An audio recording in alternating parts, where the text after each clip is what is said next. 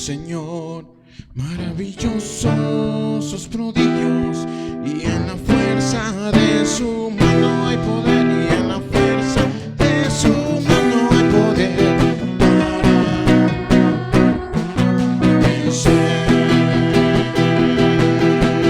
Grande es el Señor, maravillosos sus prodigios, y en la fuerza de su mano hay poder, y en la fuerza de su mano hay poder para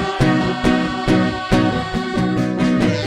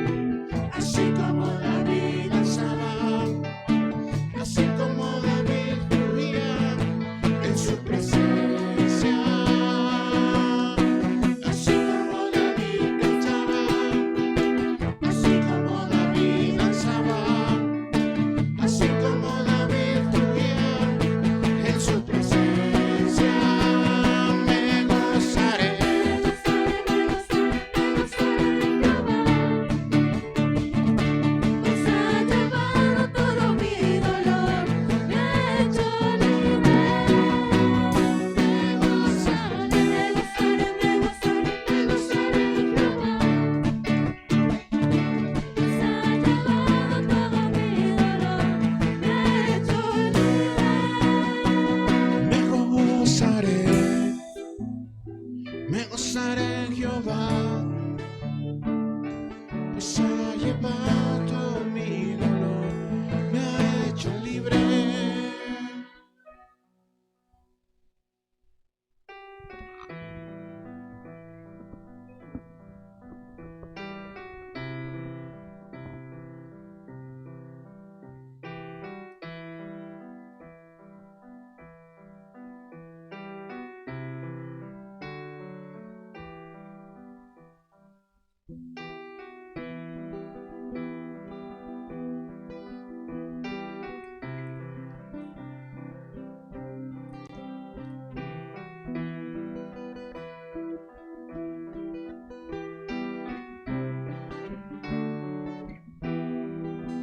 Majestad, Gloria a nuestro Rey, su poder, infinito es Salvador. Tenemos libertad, Él nos perdonó. Él es fiel, Gloria a nuestro Dios, por amor. Él nos rescató. Salvador. Tenemos libertad, Él nos perdonó. Te adoramos, te exaltamos, Rey.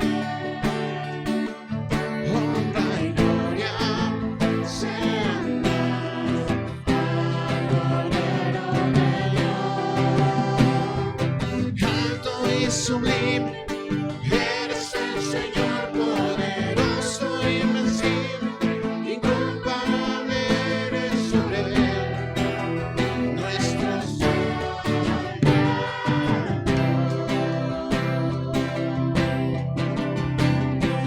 reinas con justicia, reinas con poder, eres Dios en nuestra vida, somos fruto de tu amor, nuestro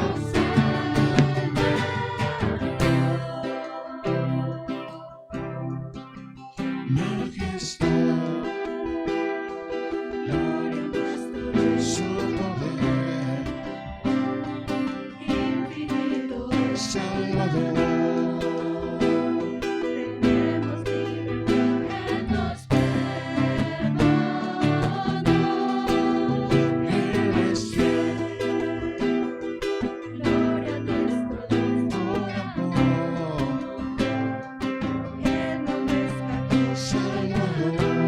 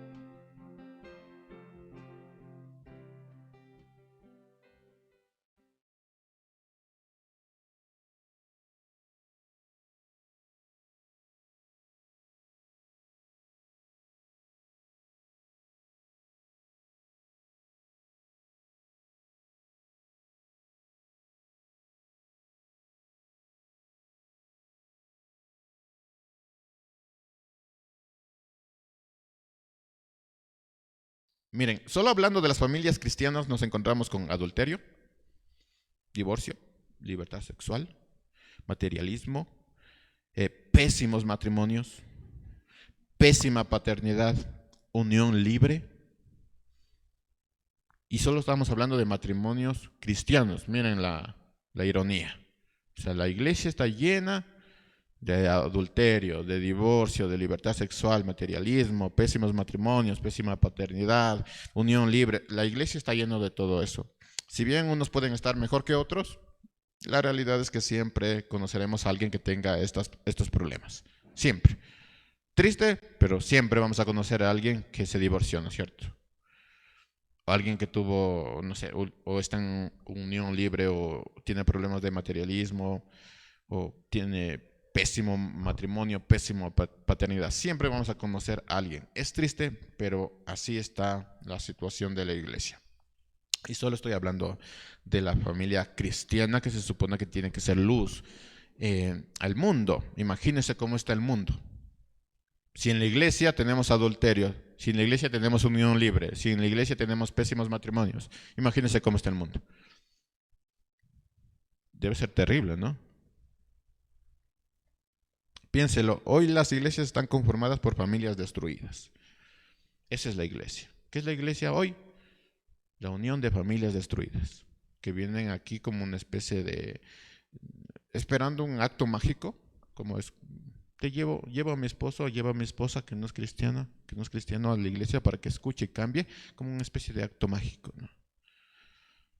Sí, hoy las iglesias están conformadas por ese tipo de matrimonios, de ese tipo de familias. Vamos a la iglesia, hijo, porque estás rebelde, entonces que escuche la palabra de Dios, como si esto fuera algo mágico. Otros llegaron a Cristo de una familia destruida, de una familia de divorcio, de una familia, no sé, donde hubo engaño. Y a esto le podemos añadir que las justificaciones son muchas. Es que era la época, ¿no? Las justificaciones son muchas, los responsables son pocos. Nadie asume su propia responsabilidad. Las excusas son muchas, las decisiones son muy pocas. Yo les hablaba de que este proceso ya nos tomó 8 meses. ¿Usted cree que en 8 meses uno puede decidir algo? 8 meses, ¿no? Las excusas son muchas, es que el tiempo está covitoso, ¿no? Entonces no se puede hacer nada. Como quiero algo grande, entonces no tomo decisiones. El tiempo está difícil.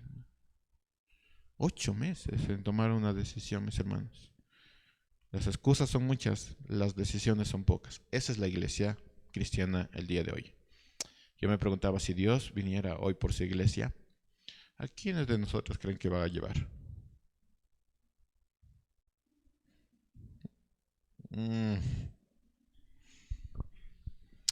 Una estadística, les había conversado de esta estadística, dice que de cada 100 matrimonios, 60 terminan en divorcio.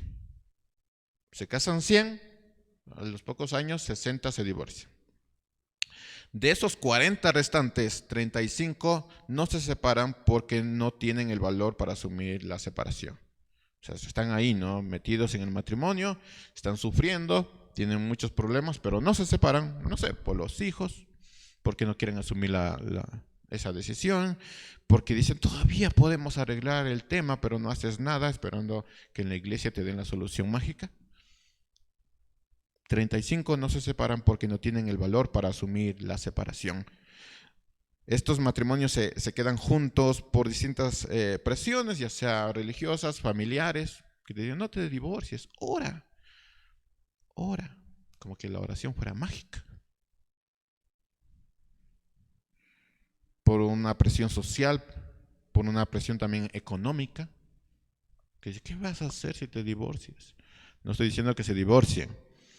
La cosa es que tienen un mal matrimonio y no lo arreglan. Se quedan en ese mal matrimonio, no hacen nada por esta presión económica, emocional, religiosa, social, familiar. Y ahí está la familia, no te divorcies. Y por otro lado, divórciate, como que los cristianos tuvieran el derecho de decir, quédate con una persona o divórciate con una persona. Dato interesante, el pastor no está para decirles que se queden en el matrimonio, tampoco les va a decir que se casen, tampoco les va a decir que se divorcien. Hay un límite en el tema del pastorado y hay un límite en el tema del cristianismo. Esa es una decisión tuya y es una decisión que viene con sabiduría de lo alto. Nadie te puede decir, divórciate, o cásate, o quédate en ese matrimonio. Nadie,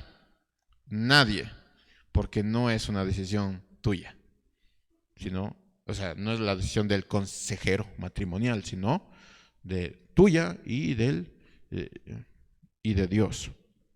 De estos 5 matrimonios, recuerden, quedan 5 matrimonios que parece que están felices. 3 no son completamente felices y 2 sí realmente lo son. Es decir, que de 100 matrimonios, 60 se divorcian, de esos 40 que se mantienen juntos, 35 no se separan por temas, por presión social, familiar, lo que sea, y los 5 restantes, 3 de ellos no son completamente felices. Dice, estamos bien, no estamos como más o menos, así y así y así, como que el matrimonio fuera de altas y bajas.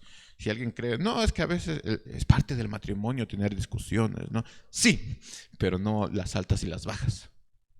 Eso no es parte del matrimonio. Entonces, 3 de ellos no son completamente felices. Buena terapia, si usted está casado, buena terapia, decirle, ¿eres feliz? A la otra persona. ¿Eres completamente feliz? A ver qué te responde. 3 no son completamente felices y solo 2 de 100 matrimonios son felices. ¿Qué dice esta estadística? Que en la iglesia pasa. Que en la iglesia no hay matrimonios felices. Esto nos demuestra que con pruebas, no dice, se está inventando, no, con pruebas nos demuestra esto, que para ser feliz en el matrimonio, para tener una familia feliz, no solo basta desearlo. Hay que buscar, hay que trabajar en el matrimonio. No luchar, porque a mí no me gusta la palabra luchar. Siento que están ahí peleando, de cásate conmigo, de quédate conmigo, y están luchando. No, trabajar me gusta más. Hay que trabajar, hay que quitar ciertas cosas para tener una familia feliz. No basta solo con desearlo. O en algún momento lo vamos a hacer. ¿Qué vamos a ver el día de hoy? Me encantaría terminar con un mensaje de aliento. Espero que sea aliento para ustedes, pero también es un mensaje fuerte. Mis hermanos, dentro de... Si nosotros hiciéramos un top 10 de los personajes bíblicos, de los hombres bíblicos de Dios, ¿cuál estaría en las primeras posiciones? A ver, díganme en nombres. Top 10 de los hombres de Dios. Pablo. ¿Quién? Elías. Moisés. Abraham y... No entendí. José. ¿El papá de Jesús o...?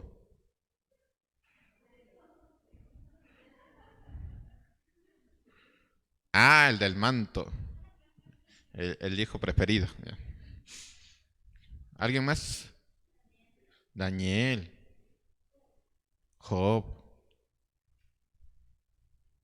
Ya creo, llevamos 10, ¿no? ¿No? ¿Cuántos llevamos? Bueno, 2 más. Hombres de Dios. ¿Quién?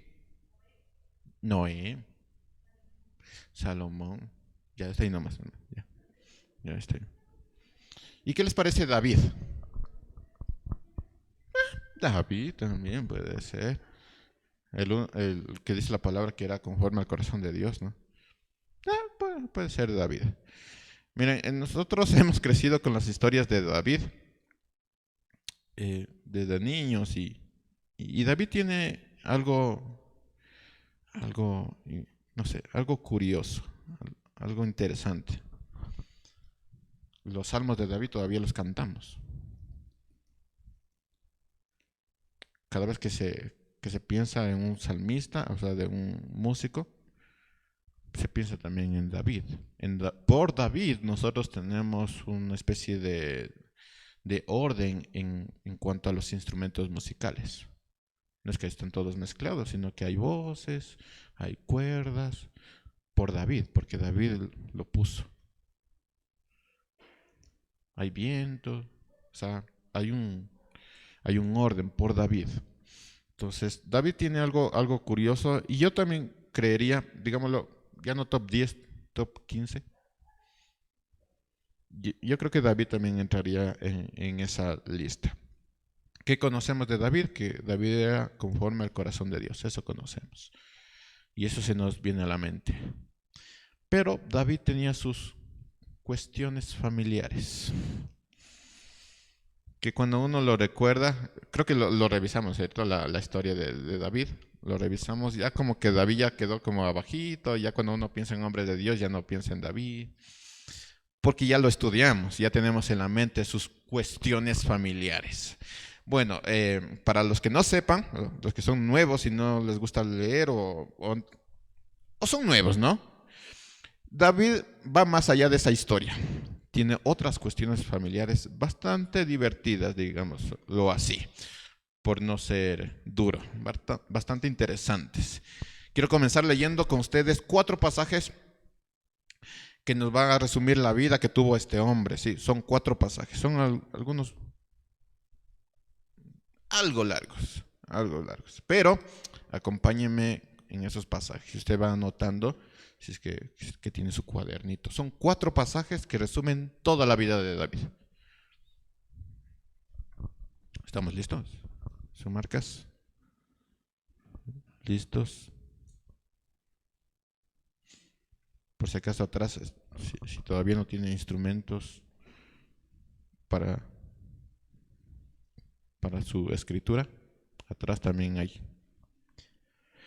4 pasajes. El primer pasaje es 1 Samuel 16:11.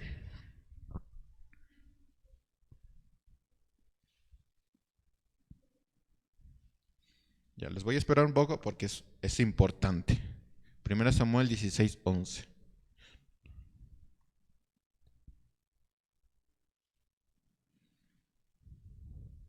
Muy bien. Dice, y le preguntó, ¿estos son todos tus hijos? Y ese respondió, falta uno, que es el menor, pero él anda cuidando las ovejas o lavando los platos hoy en día. Y Samuel le dijo, manda a traerlo, porque sin él no podemos sentarnos a la mesa. Jesse mandó a traerlo, y cuando éste llegó, lo invitó a pasar. Era un jovencito rubio, de hermosos ojos y de agradable apariencia. ¿Quién no se va a enamorar de David? Solo se imagina, es David. Ojalá en la iglesia hubiera David, dicen las chicas, dicen las malas lenguas de las chicas. Iba a decir algo como, todos tienen cara de ecuatorianos, pero no lo voy a decir. Jesse mandó a traerlo, y cuando éste llegó lo invitó a pasar. Era un jovencito rubio, de hermosos ojos y de agradable apariencia. Entonces el Señor le dijo a Samuel, este es mi elegido, levántate y conságralo. Samuel tomó entonces el cuerno en donde llevaba el aceite y lo ungió como rey en presencia de sus hermanos. Y a partir de ese día el Espíritu del Señor estuvo sobre David. Después de eso Samuel regresó a Ramá. Recuerden los detalles, aquí empieza la historia de David. Vamos a saltarnos a 2 de Samuel 18.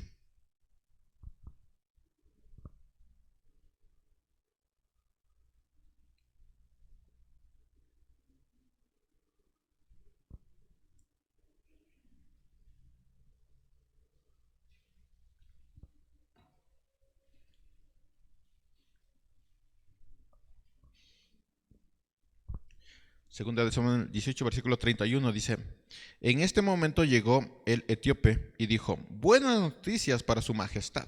Aquí ya David era rey. Hoy el Señor ha defendido tu causa y han muerto los que se han rebelado contra ti. El rey le preguntó, ¿y el joven Absalón? ¿Se encuentra bien? Y el etíope respondió, que todos los enemigos de su majestad y todos los que se sublemen contra su majestad y busquen su mal acaben como ese joven. ¿Alguien sabe quién es Absalón? El hijo de David. Ahora, voy a leerlo de nuevo. Que todos los enemigos de su majestad y todos los que se sublemen contra su majestad y busquen su mal, acaben como ese joven. Y dice, no, mi hijo es rebelde, es que es así su carácter. Vamos a Primera de Reyes.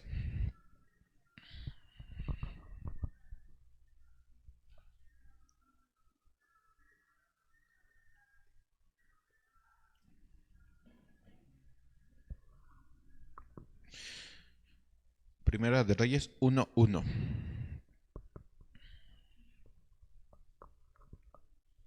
Dice, cuando el rey David ya era muy anciano, no lograba entrar en calor por más que se cubriera. Los que viven allá en el cerro han de conocer esto. Eso debe ser familiar. No lograba entrar en calor por más que se cubriera. Ahora, lo interesante de esto es que no es frío del cerro. No es frío, es otro tipo de frío. Es ese frío que te dice, como que ya es hora, ¿no? Es ese frío. Como que, bueno, si alguien siente ese frío,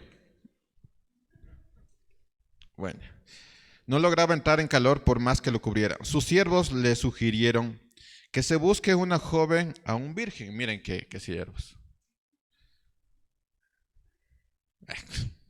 Esos siervos.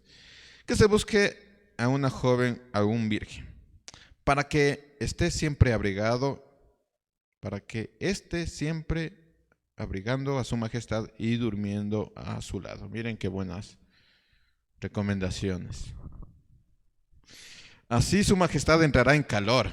Vean nomás. Se recorrió entonces toda la tierra de Israel y finalmente hallaron en Sunem una hermosa joven llamada Abisag y se la llevaron al rey. Se la llevaron, vean. Yo me imaginaba, se la llevaron así. Esa joven era muy hermosa y servicial, pero el rey nunca tuvo relaciones con ella. Yo pensaba, pues, ¿era necesario mencionarlo? Pues sí, era necesario mencionarlo. La pregunta para ustedes, mis hermanos, es, ¿dónde estaban sus hijos?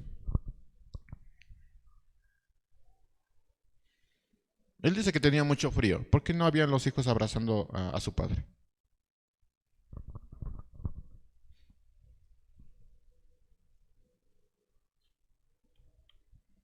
Qué hijos más ingratos, ¿no? ¿Han escuchado esto de que los papitos ya se vuelven viejitos y los hijos ya no visitan a los padres? Y uno dice, qué ingratos los hijos. Me maté trabajando por ellos. Y no me vienen a visitar, ni siquiera me mandan un WhatsApp. Nada. Ni uno de esos emoji, ni de esas imágenes, nada. Qué ingratos los hijos. ¿Dónde estaban los hijos ahí visitando a su padre anciano que no podía calentarse, abrazando a su padre? ¿Dónde estaban? La otra pregunta, ¿dónde estaban sus esposas? ¿Por qué tuvieron que buscar a una joven? ¿Dónde estaban sus esposas?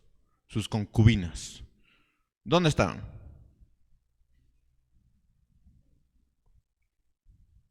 Desaparecieron. Bueno, el otro pasaje es en cuanto a cómo terminó David. Primera de Reyes 2, versículo 1.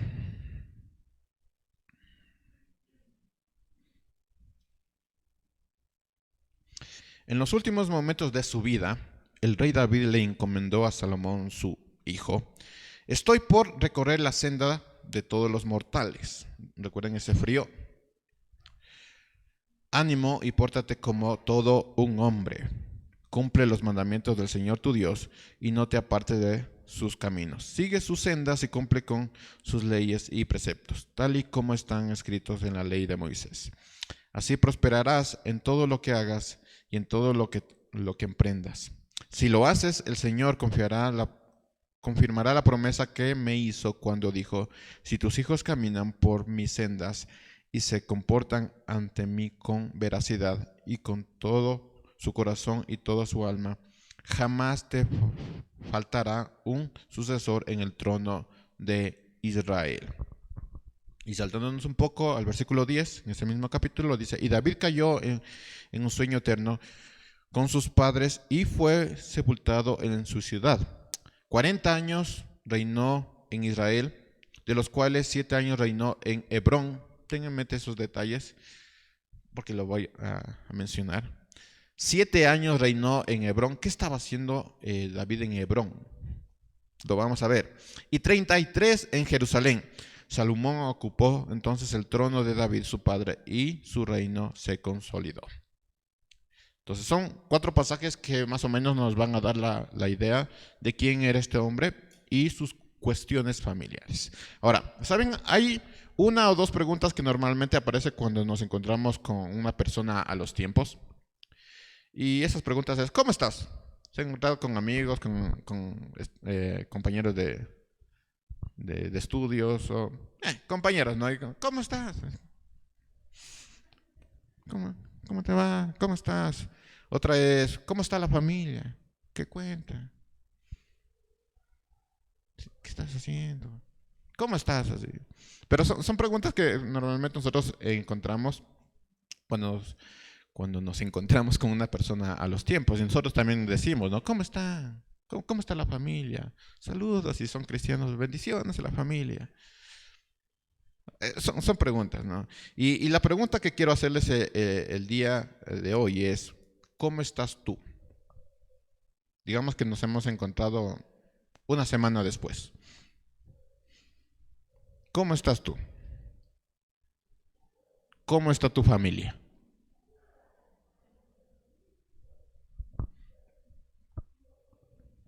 Saben, estas preguntas que a mí personalmente me asustan, dependiendo de quién venga. Si te pregunta un conocido que no lo has visto lejos, la respuesta normalmente es la misma, ¿no? Bien, estamos bien ahí. Altas y bajas, ¿no? Altas y bajas, pero bien. ¿Cómo está la familia? ¿Cómo está el matrimonio? Sí, bien. A veces peleamos, nos gritamos. Pero estamos bien, sí. Ahí progresando con la ayuda de Dios, ¿no? Con la ayuda de Dios, ahí todo. La respuesta normalmente es la misma. Pero si te pregunta alguien que te conoce: ¿cómo estás? ¿Cómo está tu familia? La respuesta va a ser un poquito distinta. Ahora, si te preguntara Dios: ¿cómo estás? ¿Cómo está tu familia? Ya por ahí están suspirando. Dejen de suspirar. Señor, si tú supieras. Pero con la ayuda de Dios. Todo bien. A veces altas, a veces bajas, pero con la ayuda de Dios, estamos bien. Sí, me asusta mucho esas preguntas, porque depende de quién venga. Si te pregunta Dios: ¿cómo está tu familia? ¿Cómo está tu matrimonio? ¿Cuál matrimonio, Señor? Y el Señor también. Sí, o sea, asusta. A mí por lo menos me asusta. O sea, lo tomamos ahorita como de chiste para que sea interactivo, pero no sé ustedes, pero hay una especie de frío sepulcral que a mí me recorre cuando pienso en esas preguntas si viniera de Dios. ¿Cómo están? ¿Cómo están tus hijos? ¿Cómo lo estás educando? ¿Lo estás instruyendo en la palabra? ¿Cómo estás? ¿Estás triste? ¿Estás preocupado? ¿Qué pasa? ¿Qué pasa en tu familia? ¿Por qué estás así?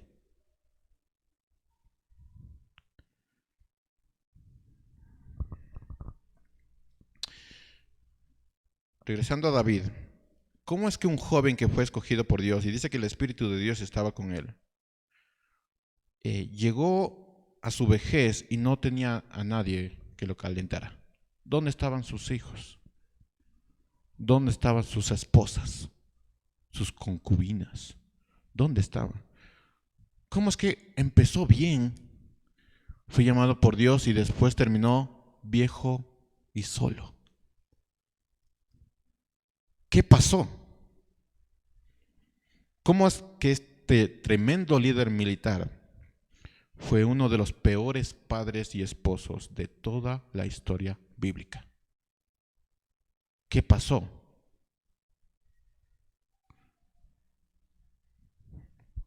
Déjenme contarles un poco de David y sus asuntos familiares. ¿Qué es lo que pasó? A David se le cuenta por lo menos 8 esposas. Miren, mis hermanos, los que tienen una sola esposa, ustedes no son nada. Ustedes son un chiste. David tuvo por lo menos 8 esposas. Ni contar a Salomón. O sea, nada, ustedes no existen. Por lo menos 8 esposas, sin mencionar a sus concubinas y a sus conquistas. Miren lo que dice la palabra, era rubio, o sea, era agraciado. ¿Ustedes creen que no va a conquistar? Hermanos, ahí salía y 3, 4 caían a su alrededor. Él solo hablaba y ya estaban cayendo a su alrededor. Era un joven, un señor, un viejito bastante guapo, muy agraciado. Así que tenía muchas conquistas, tenía muchas concubinas y llegó a tener 8 esposas. Si lo quieren leer, si lo quieren contar, si son un poquito chismosos en eso, si lo quieren contar, yo les ayudo. Está en Primera de Crónicas 3. Solo anótelo si lo quiere contar, ¿sí? Lo interesante de esto es que cada vez que se menciona en Primera de Crónicas 3, cada vez que se menciona a un hijo, también se menciona a una madre diferente. Es lo interesante de David. Se menciona a los hijos y a una madre diferente. Ojalá fueran de una sola madre. Pero no, se menciona a una madre diferente. Entonces, lo invito a comprobar esto. Que sea un poquito chismoso. Aquí, si le permite. Está eso en Primera de Crónicas 3. Era un hombre infiel, mis hermanos. David era un hombre tremendamente infiel. Que le gustaba conquistar mujeres. Su debilidad eran las mujeres. Le encantaban las mujeres. Tremendo líder, ganó un montón de batallas, pero era un hombre infiel, que le encantaban las mujeres. Pero entre todo esto, hubo un evento que me gustaría mencionar y que está relacionado a una de las esposas de David. Y también conquistas de David. David se casa con una princesa, su tercera esposa. Hermanos, los que tienen una sola esposa, ustedes no son nada. David se casó con una princesa. Nada, no somos nada. Su tercera esposa era una princesa. Esto está en 2 de Samuel 3, de 3 al 5. No de esa de mi esposa es una princesa, es una reina. No. Princesa. Así que no es que ustedes no sean unas reinas, pero princesas, ¿sí? Y dice la palabra en 2 de Samuel 3, del 3 al 5, y otros textos, que esa mujer era tremendamente hermosa. Muy hermosa. Princesa, hermosa. Cuento de Disney. Y David y todo rubio. Era un cuento de Disney. De esa relación nacen 2 hijos. Un hombre, Absalón, y la mujer que se llamaba Tamar. Le nació la parejita. Los dos eran muy... imagínense, David y una hermosa princesa. ¿Cómo creen que van a salir sus hijos? No, los hijos de David, no los suyos. También hermosos tienen que ser. No, ellos sí son hermosos. Hermosos. Tremendamente hermosos.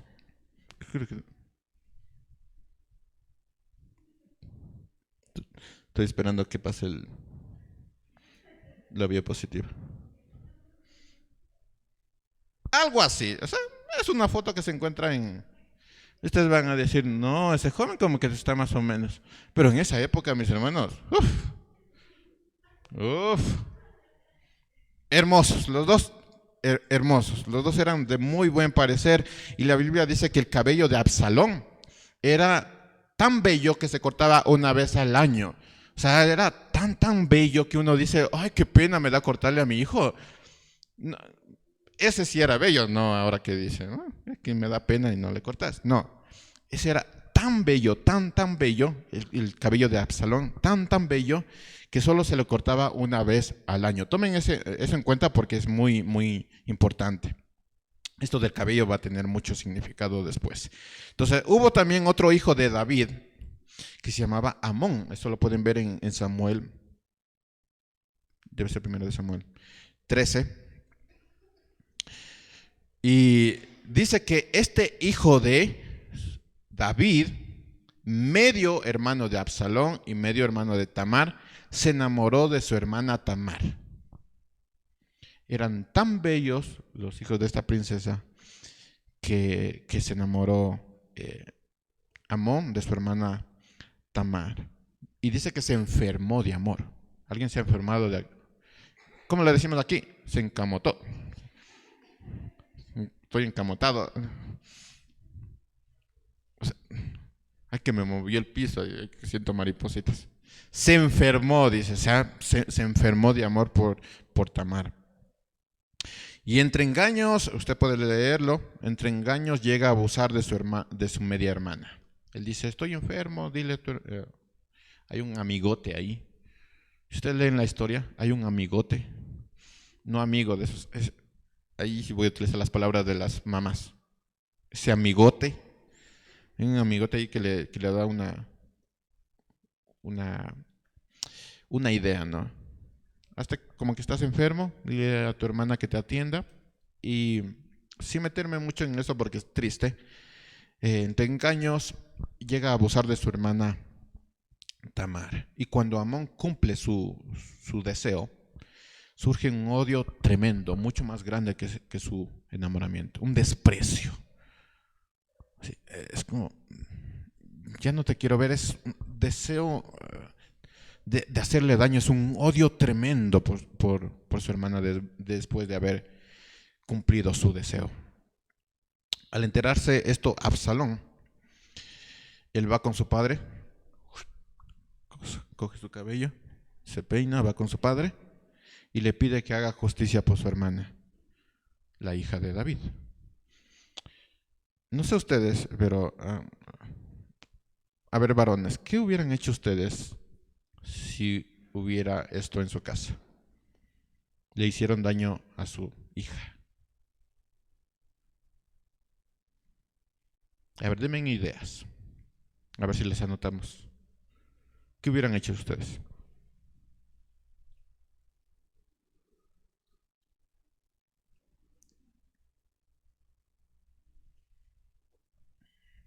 La palabra dice que David se enojó. Y hasta ahí.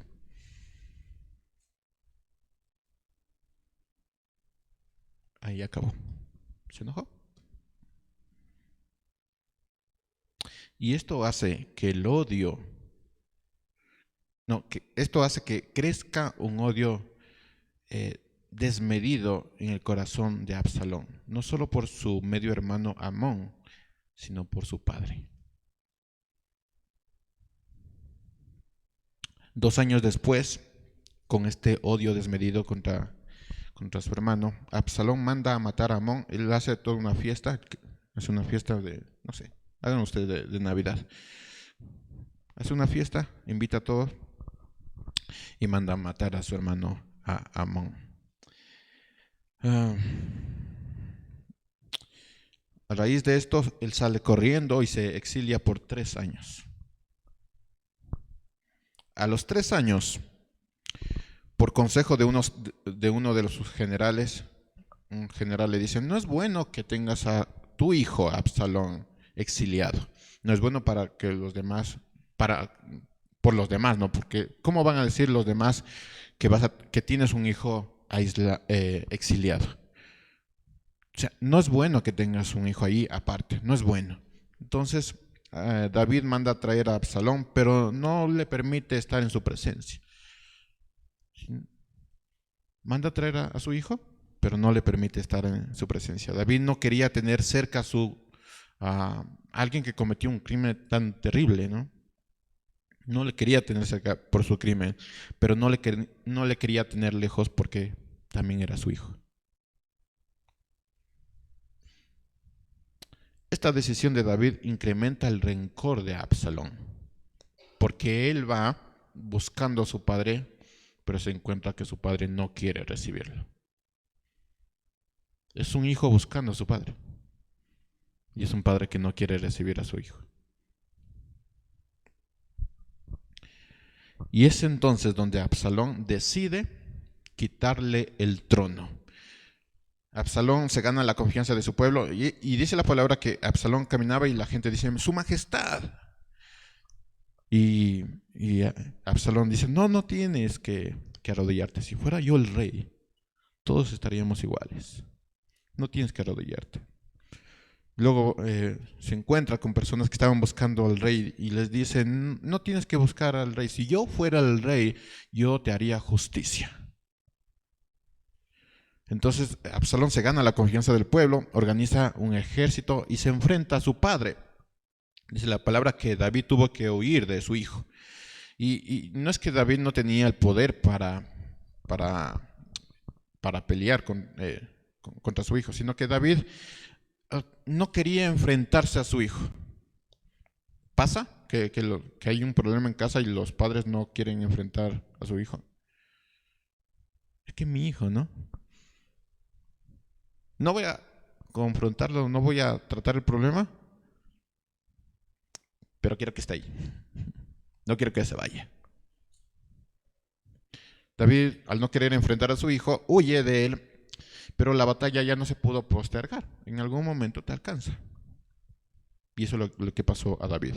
En esto es lo que la Biblia nos narra, cómo estaba el corazón de David. En todo esto, en todo lo que estaba pasando con su hijo Absalón, la Biblia nos narra qué estaba pasando en el corazón de David. Segunda de Samuel 15.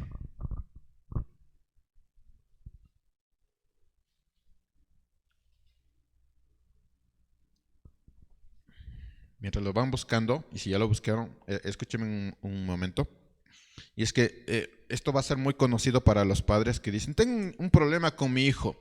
Y van delante de Dios llorando, con la cabeza baja, llorando, porque tienen un problema con su hijo. Segunda de Samuel 15:30. David, por su parte, subió por la cuesta de los olivos, iba llorando con los pies descalzos y la cabeza cubierta. Y todos sus hombres fieles subieron con él también llorando y con la cabeza cubierta. ¿Qué estaba pasando? David había perdido alguna batalla. A David le dijeron no. Una mujer le dijo no, le rechazó, por eso subió llorando. ¿Qué estaba pasando? O sea, ¿era algo terrible? ¿El pueblo de Dios estaba en tremendo peligro? No, lo que estaba pasando es que él tenía un problema con su hijo. David, uno de los más grandes líderes militares de toda la historia, tenía un problema con su hijo. ¿Y qué es lo que había en su corazón? ¿Y cómo lo narra la Biblia? Subía llorando. ¿No es lo mismo que hacen los padres? Llorando delante de Dios por sus hijos.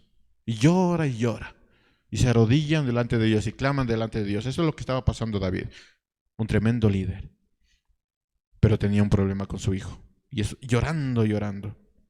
Para no hacer la historia más larga, entre derrotas y victorias, el ejército de Absalón es derrotado, y él trata de huir. Él sale huyendo, pero su cabello se enreda en unos matorrales y quedó colgado. No murió, pero quedó colgado. ¿Recuerdan el hermoso cabello de Absalón? Bueno, quedó colgado. Uno de los soldados lo encuentra y le ve colgado. Yo había visto esto y me pareció hasta chistoso, que se queda colgando y y dos soldados le encuentran y le empiezan a lanzar lanzas.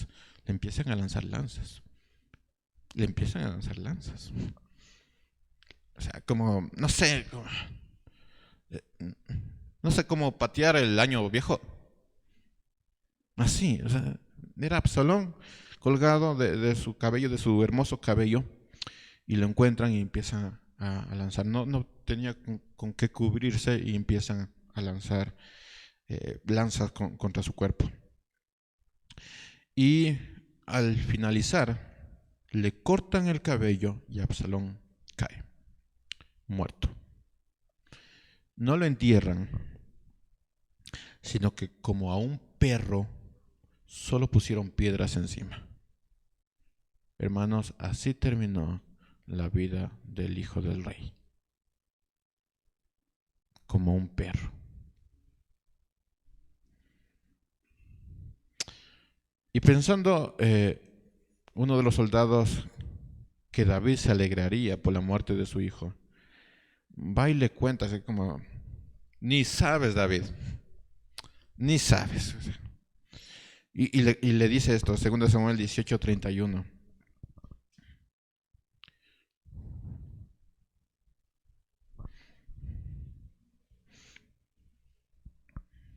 Absalón había hecho maldades, hermanos, mataba gente, era terrible lo que hizo Absalón. Entonces, de alguna manera se justifica la alegría que tenían los soldados al ver a Absalón muerto y tratarlo de esa manera como un perro, de alguna manera. Entonces, este etíope sale corriendo y busca a David, como si fuera esto una buena noticia. Y dice, en ese momento, versículo 31, y en ese momento llegó el etíope y dijo, buenas noticias para su majestad. Hoy el Señor ha defendido tu causa y han muerto los que se han rebelado contra ti. Y el rey le preguntó, ¿y mi hijo Absalón se encuentra bien? El etíope respondió, que todos los enemigos de su majestad y todos los que se sublemen contra su majestad y busquen su mal, acaben como ese joven, ni siquiera como tu hijo, como ese joven. Y el rey se estremeció y mientras subía a su cuarto, se echó a llorar y decía, hijo mío, Absalón, ¿cómo quisiera yo haber muerto en tu lugar, Absalón, hijo mío? Parecido a lo que dicen los papás, ¿no? ¿Cómo quisiera yo sentir ese dolor para que tú no sufrieras? Hijo mío. ¿Qué es lo que quiero resaltar de esa historia? David, un gran rey, un excelente guerrero, un extraordinario comandante militar, pero un terrible padre y esposo. Terrible. Y hay un texto que nos muestra cómo estaba la situación en este caso. Pero antes de eso, hace algunos días yo conversaba con una pareja acerca de la muerte.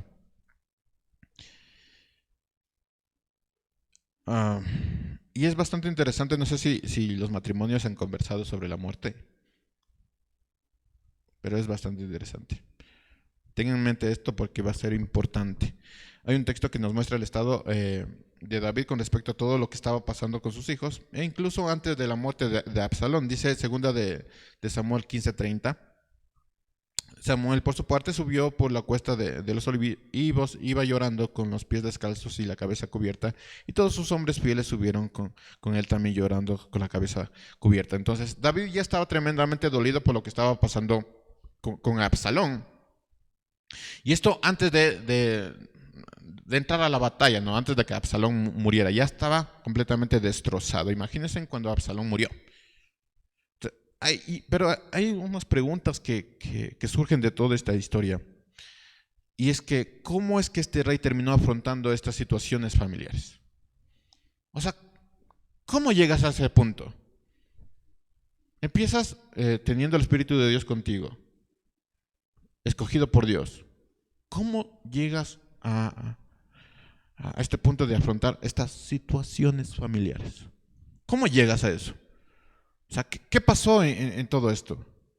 ¿Cómo es que este rey terminó solo en su lecho? ¿Cómo es que no había nadie con él en las noches frías? ¿Qué pasó? O sea, ¿qué pasó? ¿Los hijos eran desobedientes? ¿Los hijos son ingratos? ¿Pasó eso? Que los hijos son ingratos y por eso no estaban con él y por eso él tuvo que afrontar estas situaciones familiares. O sea, ¿qué pasó? Normalmente se piensa así, ¿no? Que los hijos son ingratos. ¿No será acaso que tú fuiste un terrible padre, una terrible madre? ¿No será acaso eso? Pienso yo, no sé.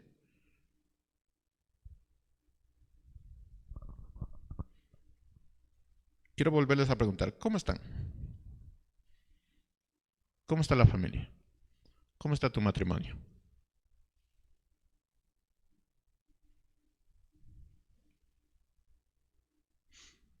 Algo que debemos tener en mente es que la vida no nos enseña a afrontar situaciones difíciles. La vida es dura. Me estoy volviendo viejo, por eso utilizo palabras así. La vida es dura. Miren, ningún padre está capacitado para afrontar crisis profundas en la familia. ¿Usted está capacitado? Si estuviera capacitado, ¿por qué llora? ¿Por qué se angustia? Ningún padre, ninguno está capacitado para afrontar crisis profundas de la familia. Ninguno. Ningún hombre, ninguna mujer está preparado para afrontar asuntos familiares difíciles. Ninguno.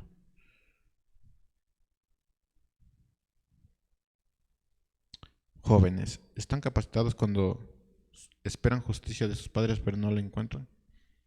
¿Estarán capacitados para eso? Y dirán, no, es que es así. Ningún hijo, ningún joven está capacitado para afrontar eso. Buscan justicia de sus padres, pero no la encuentran.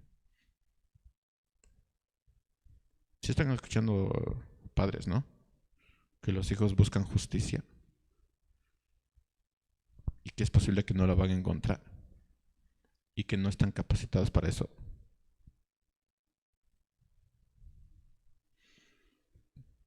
Padres, ¿están capacitados para afrontar profundas crisis familiares?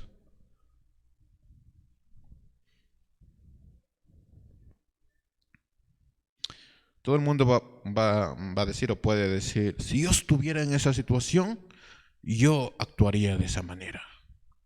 Porque no estás en esa situación, por eso no sabes. Nadie está capacitado para afrontar profundas crisis familiares. Nadie. Muerte, engaño, divorcio, nadie. Son crisis tremendas y nadie está capacitado para eso. Nadie. Por más que uno diga estoy firme con el Señor, cuando venga la crisis, es crisis profundas, vas a estar deshecho. No vas a encontrar consuelo. Nadie está capacitado. Entonces les contaba que hace algunos días yo conversaba con una pareja acerca de la muerte. Y la pregunta es, bueno, ¿quién se va a morir primero y qué harías tú? Yo ya tengo una respuesta acerca de eso. Yo prefiero que Marty se muera primero.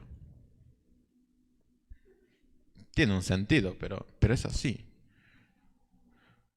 Cada uno puede tener una idea de lo que hará o no en esa situación. Yo lo estoy diciendo ahorita, porque no ha sucedido. Pero cuando suceda,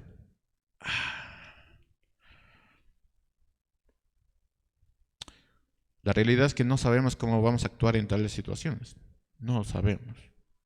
Nos preparamos, conversamos, no sabemos. Aún estando alertados de que va a suceder, no sabemos cómo vamos a actuar. No estamos preparados, no vamos a estar preparados. No lo vamos a estar. La vida no nos enseña a afrontar situaciones difíciles. La vida simplemente nos pone situaciones difíciles. Y ya. Y después de eso vas a aprender. No vas a aprender. Porque son situaciones difíciles. Va a seguir el mismo dolor o a veces peor. No estamos capacitados. Pero algo debemos tener en mente. Es peor permanecer inmóviles. Eso es peor. Está bien que no estemos capacitados. Esa es una verdad. Pero es peor permanecer inmóviles. Eso es lo peor del mundo. Lo peor.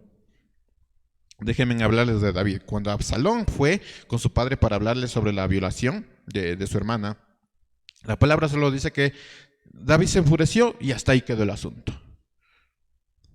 Hasta ahí quedó el asunto.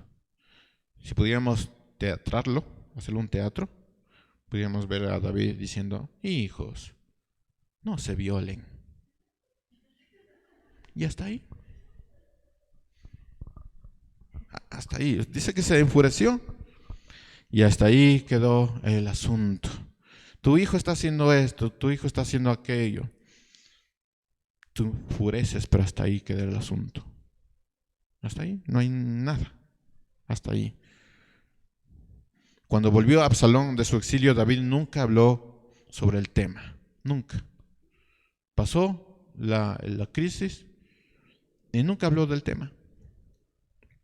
Esperemos que crezca, ¿no? Esperemos que aprenda de sus propios errores. Nunca habló del tema. Su hijo estaba esperando que David se encontrara con él. Nunca pasó. Los hijos esperan que los padres conversen acerca del asunto. Buscan justicia, pero no pasa. Es que es mi hijo, ¿no? Es que es chiquitito todavía. Y no hablas acerca del asunto. Ni reprendes ni nada. Te enojas, ¿no? En mi casa no se hace eso. Y ya. Y esa es tu solución. Otro hijo de David llamado Adonías también quiso quitarle el trono. Y la palabra no nos dice que David no le dijo, ¿qué pasó pues Adonías? ¿Qué estás haciendo? No dice eso. Jamás David reprendió ni pidió cuentas de lo que hizo. Jamás.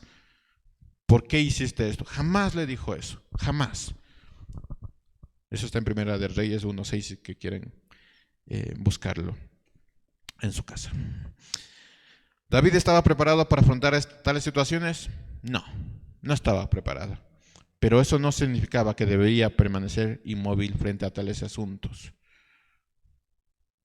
Simplemente la vida te puso esas situaciones. Tenías que haberlo afrontado. No quedarte inmóvil. Eso me recuerda a los padres que no reprenden a sus hijos para que ellos no se traumen. ¿Han visto esta generación de cristal que se trauman todos? Si les hablas se trauman. Si les quitas el celular se trauman. Todo les trauma a esta generación. Entonces hay padres de nuestra generación que no reprenden a sus hijos. ¿Por qué? Porque se trauman, ¿no? O como yo les había comentado, en mi generación, mi mami me decía, te quedas sentado y callado cuando era el culto. ¿Ahora qué hacemos? Es que son niños, ¿no? Mandémosle abajo para que se distraigan. En mi generación era, ¿me traumé? Sí. Pero salí bueno. Salí buena. Entonces, esos son los padres que hoy tenemos, ¿no? Se trauman y no conversan con los hijos, no le reprenden a sus hijos, no, porque son hijos, son chiquititos, ¿no? Y no entienden. Y les tratan como ay, no sé ustedes, no entienden. Esa es la generación que tenemos. O esos padres que se quedan inmóviles frente a los errores de sus hijos pensando, ya van a aprender, ¿no? Esperemos que Dios lo toque, lo revuelque en el lodo y aprenderá, que él solito tiene que aprender. Pero si vive en tu casa, tú tienes que hacer algo. No es que hoy día no quiere venir a la iglesia. Vive en tu casa. ¿Cómo vas a permitir que tu hijo pueda decidir sobre ti? ¿Qué es? Otro Absalón. Que dice, no encuentro justicia donde mi padre, entonces voy a quitar el trono. Y ahí estás peleando con tus padres. Pero es tu casa.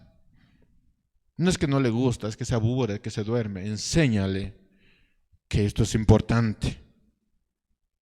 No es que Dios va a topar su corazón y Él mismo va a surgir. Oigan, hermanos, en algún momento nosotros perdimos el camino, ¿no? Inmóviles, padres completamente inmóviles sobre el problema de sus hijos. Inmóviles. Ahí cruzados de los brazos a ver si Dios hace algo mágico con sus hijos. Pero es tu casa, es tu autoridad.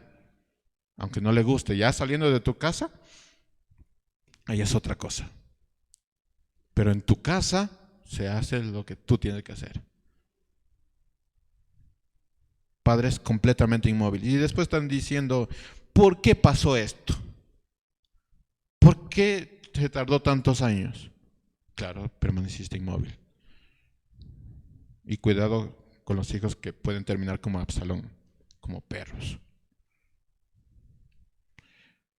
O esos padres que pasan la vida esperando que Dios los toque, haga algo mágico, sin que ellos corrijan el camino de sus hijos. Entonces, ¿para qué te dio la autoridad de ser padre? ¿Para qué te dio eso? No tiene sentido. En algún momento perdiste totalmente el sentido de la paternidad, el sentido de la familia, en algún momento. Y piensas que haces bien porque lo dejas. Ay, hermanos, en algún momento perdimos totalmente el sentido, incluso de la lógica. Es locura completa.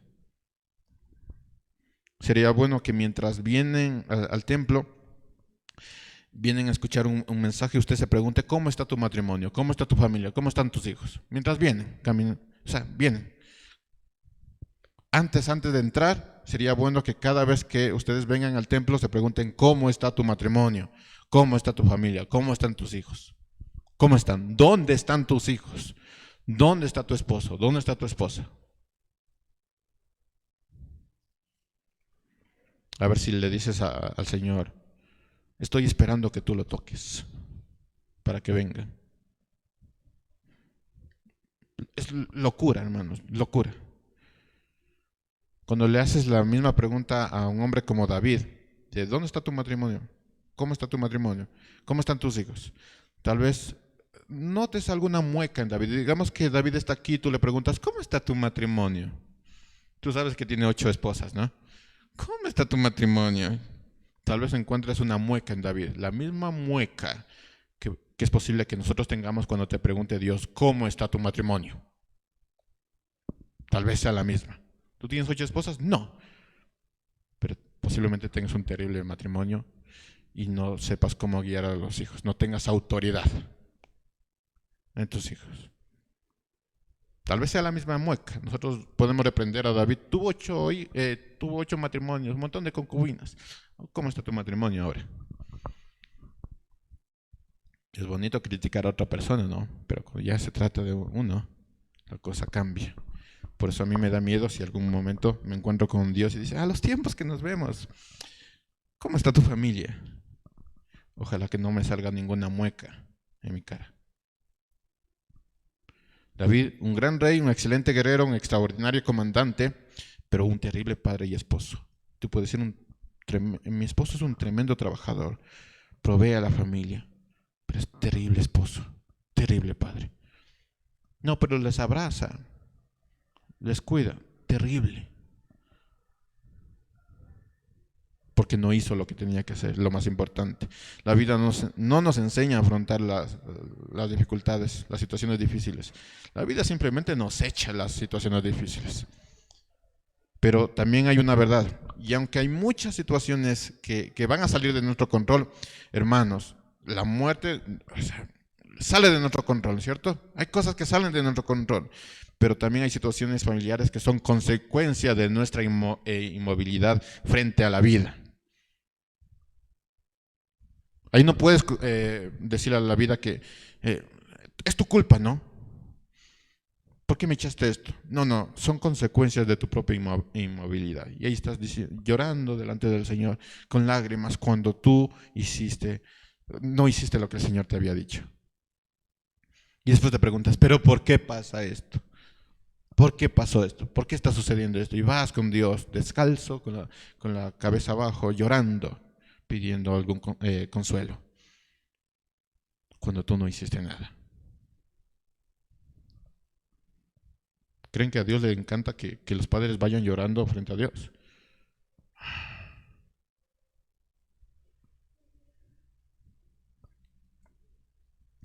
Padres, no sean como David. O sea, si después de todo este proceso que hemos tenido de 8 meses no hemos aprendido nada, lo único que espero que se queden es: no seas como David. No te quedes inmóvil. Toma decisiones.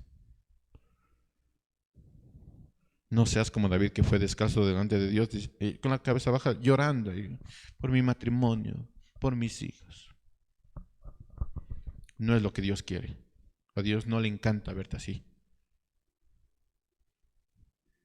El que siembra inmovilidad cosecha dolor. Si tú no tratas el problema, vas a cosechar dolor. No, es que espero que crezcan, o espero que un maestro en la iglesia le enseñe a mi hijo la Biblia. Si tú siembras inmovilidad, vas a cosechar dolor. Al final de toda esta historia, la pregunta es: ¿qué has hecho tú? para que al final de tus días no caigas como David. O sea, ¿qué has hecho con tu matrimonio? ¿Qué has hecho con tu familia? ¿Qué has hecho con tu vida? Cuando llegues a viejo y no haya ningún hijo ahí, o se vayan los hijos y no te vuelvan a ver, no te llamen, pues pregúntate, ¿serán que los hijos son así, son ingratos, o será que yo fui un buen padre? Y saben que hay un punto de no retorno, un punto que ya no puedes volver a criarlos, que ya no puedes reprenderlos. Y es triste ese punto. Si creciste en una familia destruida, ¿qué has hecho tú para cambiar tu familia? ¿O sigues en la misma? Y así piensas que tus hijos van a tener una familia buena. No, no va a pasar. Al final de la pregunta es, ¿qué has hecho con la vida que te ha dado Dios? ¿Y qué has hecho con las situaciones que la vida te presentó? ¿Qué has hecho?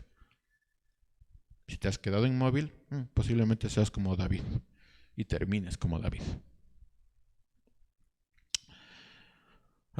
Nos podemos quedar con la última descripción que tenemos de David, lo que dice Primera de Reyes 2:10. Dice, y David cayó en un sueño eterno con sus padres y fue sepultado en su ciudad. 40 años reinó en Israel, de los cuales 7 años reinó en Hebrón, donde tuvo hijos, y 33 en Jerusalén. Pero, hermanos, si nos quedamos con esto de David, con esta historia solo con este texto que nos habla de David, y no nos preguntamos qué hay de las circunstancias familiares, qué hay de tus circunstancias familiares, entonces tenemos un problema. ¿Con qué podemos terminar todo este viaje de las Escrituras? 8 meses, hermanos, y hoy estamos terminando. Algunos llaman el proceso, yo lo llamaré viaje. Me gusta viaje.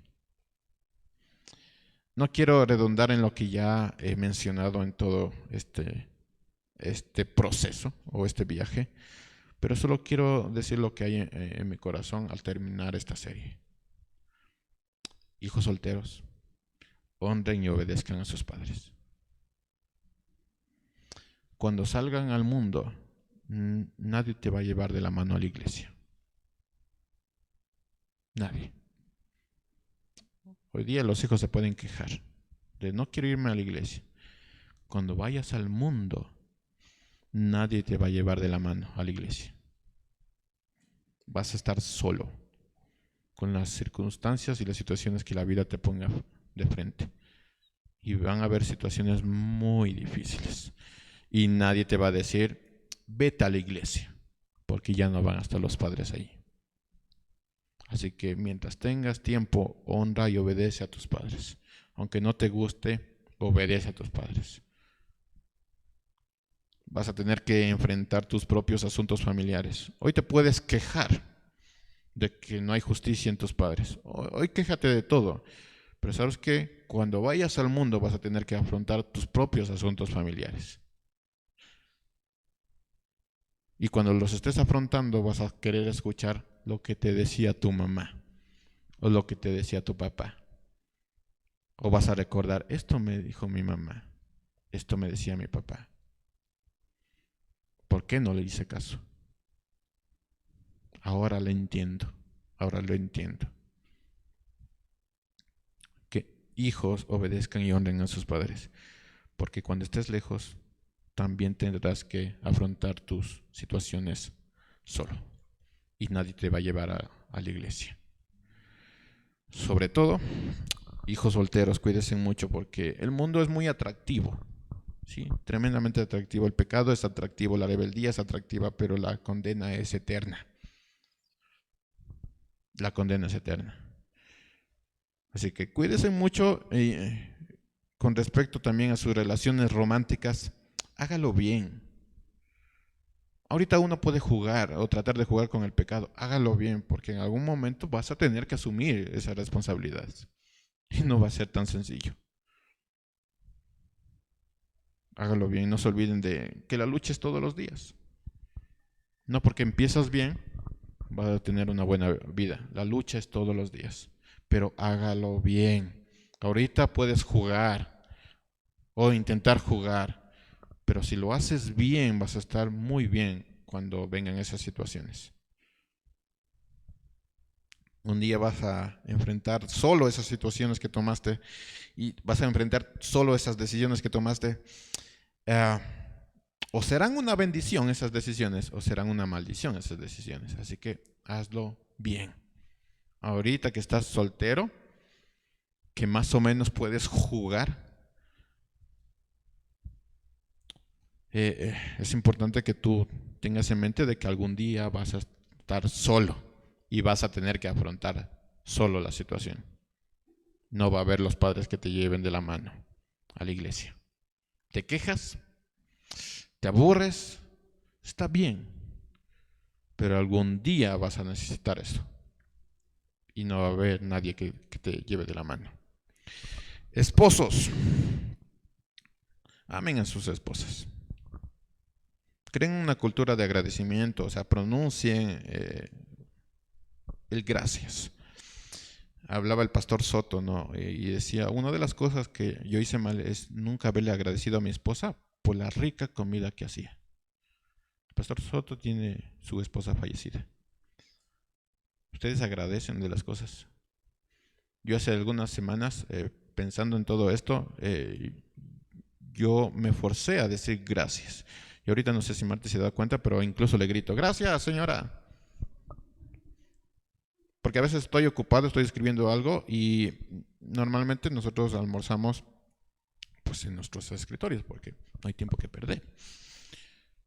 Y me sirve la comida y me forzo a decir gracias señora, aunque esté ocupado después me doy cuenta y digo gracias señora. Y como no me gusta gritar, a veces me levanto y digo gracias. Creen una cultura de agradecimiento. Porque ahorita uno puede decir, ¿dónde está la comida? Está feo esto. Ya tengo hambre. Ahorita uno puede decir, pero cuando falte, y uno puede decir, es que no cocina igual que yo. Yo cocino más rico. Pero cuando falte, creen una cultura de agradecimiento. Es importante esto, que incluso que se escuche. Gracias por eso. Gracias. Esposa, sean el sostén que el varón necesita. Hay bendición en esto, pero también hay paz y alegría. Les había comentado, no saben la bendición que es que tu esposa te ayude en tu crecimiento espiritual. Y a veces es bueno no escuchar los de la esposa, ¿no? Es bueno eso porque eso te da paz y tú mismo puedes entender, hice mal. Pero si estás ahí, como que no estás haciendo de mucha ayuda. Así que sean el sostén que su esposo necesita. A veces es bueno, como María, ¿recuerden? Y déjale que él se revuelque en sus asuntos. Eso significa ser esposa. A veces es sostener y empujar. Eso da mucha alegría y paz al corazón de los hombres. Padres, aprovechen el tiempo con sus hijos. Dejen de estar ocupados o de estar cansados. Aprovechen el tiempo. El tiempo tiene que ser de calidad, no de cantidad. Así que cuidado con decir, vamos a salir al parque todos los días. ¿Para qué? Para tener un tiempo de calidad con los hijos. Y no hablas de los problemas, no hablas de las circunstancias, no hablas de nada. Solo quieres verles ahí contentos y toma el dinero así, saca el dinero para tus hijos, saca y ¿crees que eso es bueno? Vuelve a pensar cuando seas viejo. Cuando seas viejo te pregunto, ¿cómo están tus hijos? A ver si hiciste bien. No sé cómo están, pero aquí tengo las fotos de los viajes que hicimos, ¿no? Este hijo ya debe estar gordo, no sé cómo está, pero ahí estaba gordito. A ver si eso, o sea, dímelo cuando ya seas viejo, si hiciste bien. Aprovecha el tiempo con los hijos, deja de estar ocupado, deja de estar cansado. No olvides, algún día ya no vas a poder llevarlos de la mano a la iglesia. Padres, algún día ya no vas a poder llevarlos de la mano a la iglesia. Mientras está en tu casa, llévalos de la mano a la iglesia. No es que no quieren, no es que está triste, no es que tiene un problema, llévalos de la mano a la iglesia. ¿Por qué? Porque algún día ya no vas a poder hacerlo. No es que su decisión, es que ya tienen 18 años. Mis hermanos, a los 14 antes ya se casaban. Ahorita son bebotes. Y mientras están en tu casa, llévalos de la mano a la iglesia. Aunque tengan 18 años, aunque tengan una barba así, llévalos así de la mano de la iglesia. Y pregúntales, ¿ya tienes tu Biblia? Y todavía tienen la Biblia esa de colorcitos con imágenes. Aquí está tu Biblia, llévalos de la mano. 32 años, mis hermanos, llevando de la mano. Los bebotes. Llévalos de la mano a la iglesia mientras están en tu casa, porque algún día no vas a poder hacerlos. No te preocupes eso de que están tristes, están cansados, no quieren ir a la iglesia. Llévalos de la mano. Aprovecha ese tiempo. Porque algún día se va a terminar. Matrimonios, busquen estar solos. Ay, no sé cuántos matrimonios después de casados, creo que esto cambia, ¿no? Los hijos incluso cambia algo en la mente. Yo escuché a alguien decir, no, es que mi hijo todavía está muy chiquito y no entiende. Hasta los 5 años ellos tienen que estar al lado. Hermanos, los matrimonios tienen que buscar estar solos. Enséñenles desde chiquitos de que el matrimonio tiene que buscar estar solos. Que tienen un lugarcito solos, que conversan de cosas de los dos. Que no sea una conversación de cómo te fue en el trabajo, que está bien, sino que hablen de sus emociones. ¿Cómo estás? ¿Eres feliz en el matrimonio? Y que te digan la verdad, hablen de esos asuntos, busquen estar solos. No es que vamos a salir con toda la familia porque ahí me siento bien. No, sale con tu esposa, vete, miren, pueden irse en 1 hora y media, llegan a Otavalo. Felices de la vida. Man. ¿Están los hijos ahí? No. ¿Les compraron algo? No. Les traigo un chicle por lo menos. Ahí. Esto me alcanzó. Vayan con sus hijos, conozcan el mundo solos. Viajen solos. No es que están muy chiquitos. No, para eso están ahí los suegros y las suegras. No voy a decir metidas, porque no lo son. Pero ahí están los suegros, las suegras, los abuelos. Dejen a los abuelos que disfruten los abuelos de los nietos. Si sus hijos les salieron malos, los nietos les salen buenos. Así que disfruten de sus nietos. Váyanse la pareja solos, coman solos. O sea, conozcan el mundo solos. Hermanos, eso es triste, pero el tiempo se va. Y la muerte es inminente. Si han conversado esto de la muerte, deben entender muy bien esto. El tiempo se va. La muerte es inminente. Algún día vamos a estar separados. Así que aprovechen el tiempo. No es que mis hijos son muy chiquitos. Aprovechen el tiempo. Busquen estar solos. Y iglesia, busquen ayuda. Esto es para todos. Busquen ayuda. No, la vida es hermosa. Créanme, el matrimonio es increíble. Es increíble. Yo les había dado esto. ¿Cómo uno sabe que el matrimonio no es el correcto? Es como buscar audífonos ahora y comprarse los baratitos. Y decir, no, suenan bien, ¿no? Esos que venden de $1. Suenan bien, ¿no? Mientras suenan. No. Cuando compres los verdaderos audífonos, unos buenos, vas a notar la diferencia. Así es el matrimonio. Uno dice ahorita, estamos bien, ¿no? No peleamos mucho. No discutimos mucho. Estamos así. Altas y bajas, pero con la ayuda del Señor, todo esto va a estar bien. No, o sea, no es así. Busquen ayuda si no tienen un buen matrimonio. Conversen con alguien. Arreglen sus asuntos, tomen decisiones. Lo peor que van a hacer, lo peor que van a encontrar después de pedir ayuda es ayuda. ¿Qué es lo peor que va a suceder si ustedes piden ayuda? Van a encontrar ayuda. Es lo peor. ¿Les parece malo eso? ¿Encontrar ayuda si piden ayuda? No, es lo mejor, es lo peor, ¿no? Así hay que pensar, porque los varones les cuesta pedir ayuda. No, es que no necesitamos, solo conversación entre nosotros nomás, que nadie se entere. No, pidan ayuda. Y ahí van a encontrar el verdadero matrimonio, van a disfrutar del verdadero matrimonio. Y sobre todo, iglesia, El amor de Dios está por encima de toda crisis. El amor de Dios está por encima de toda crisis. Si las iglesias están formadas por familias destruidas, y si tú vienes de una familia destruida, eso no significa que eso tiene que ser tu historia. No tiene que ser tu historia. Porque el amor de Dios está por encima de toda crisis. Dios es la clave. No hay otro. Dios es la clave. Y al final, usted puede terminar con esto. No como lo hizo David, como una especie de desesperación, hablando a su hijo de pórtate bien, que normalmente es así, ¿no? Hice mal trabajo como padre, como esposo, y al final de mis días, en mi lecho, voy a tratar de arreglar lo que hice toda mi vida, como lo hizo David. No, con un verdadero sentimiento de hijo, haz esto.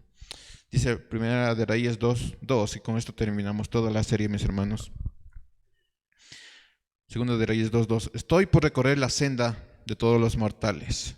Ánimo y pórtate como todo un hombre. Cumple los mandamientos del Señor tu Dios y no te apartes de sus caminos. Sigue sus sendas y cumple con sus leyes y preceptos, tal y como están escritos en la ley de Moisés. Así prosperarás en todo lo que hagas y en todo lo que emprendas. Si lo haces, el Señor confirmará la promesa que me hizo cuando dijo: si tus hijos caminan por mis sendas y se comportan ante mí con veracidad y con todo su corazón y toda su alma, jamás te faltará un sucesor en el trono de Israel. Amén. Vamos a orar.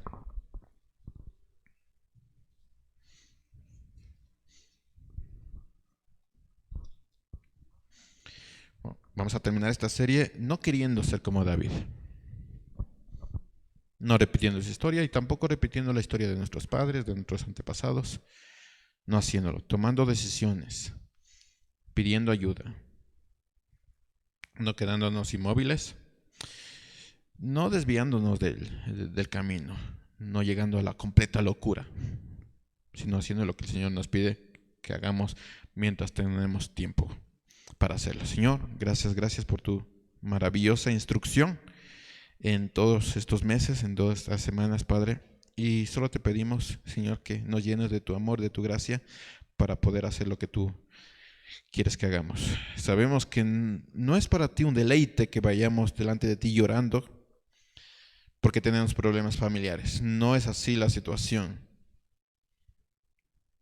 Más bien, esperamos ir donde ti con alegría, diciendo: mi hijo te aceptó, mi matrimonio está bien, mi familia está bien. Gracias, Señor, llénanos de tu gracia, de tu misericordia, y ayúdanos a cambiar este corazón de piedra en uno de carne, que haga cambios en nuestra situación, que modifique nuestro matrimonio, que modifique nuestras familias, que haga algo y no nos quedemos inmóviles esperando a que algo mágico suceda. Gracias, Padre, por todo este viaje que hemos hecho, y esperamos que tu palabra no vuelva vacía. Y así lo decimos. Y terminando esta serie, como iglesia decimos: amén.